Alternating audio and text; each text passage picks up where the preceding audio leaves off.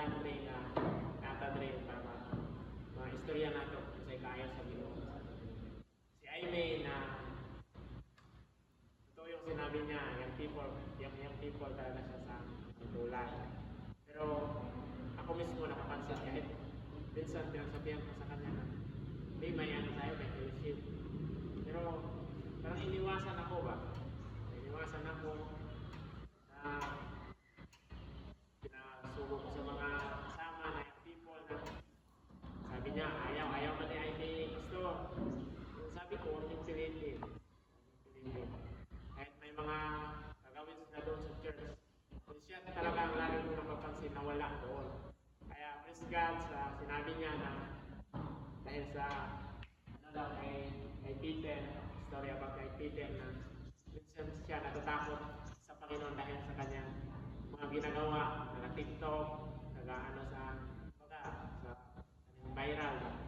So, kahit ako, nakikita ko talaga sa friends kung kami sa Facebook, nakikita ko.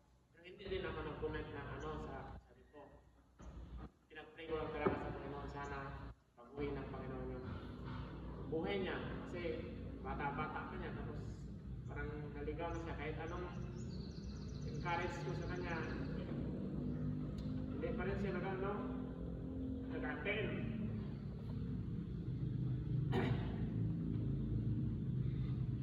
Hallelujah. Kaya ako sa inyo mga people na mahal ko kayo, mas mahal kayo ng Panginoon. Kaya kung ano yung natutunan nyo dito ngayon na sana pagpatuloy nyo kung ano yung nasabi niyo, yung nasulat niyo, yung pray nyo sa Panginoon na kailangan ito pa rin natin yan.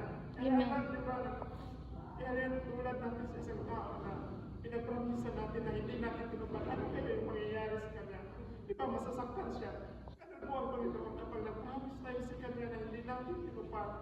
Nasasaktan po ang Panginoon, lumulunga, umiyak po ang Panginoon.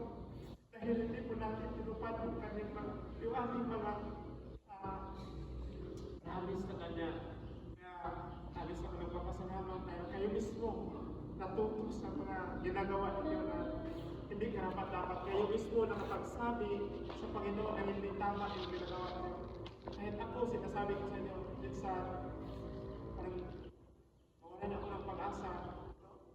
Kay Aimee, naamin ko po, minsan, ano yung loob ko ba? Dahil dati, active siya, lagi siya nag-song leader. Pero kapag in-invite na siya ng mga kasama niya,